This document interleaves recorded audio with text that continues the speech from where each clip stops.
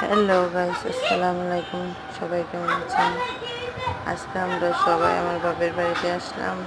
আমার ফুপিরা, আমার খালাতো বোন, খালা, আমি সবাই মিলে বাপের বাড়ি বেড়াতে আসছি। বাবা বাজার করে নিয়ে আসছে গরুর মাংস, মুরগি। এখানে মা মুগ ডাল বসাচ্ছে, মুরগি ভাজা করছে, ভাজা করে কিছু রেখেছে। এখানে মাছ ভাজি করছে। এই যে মাছ। আমাদের বাসায় গ্যাস অল্প, আর দুইটা ছোট্ট সোনামণি খেলাধুলা করছে।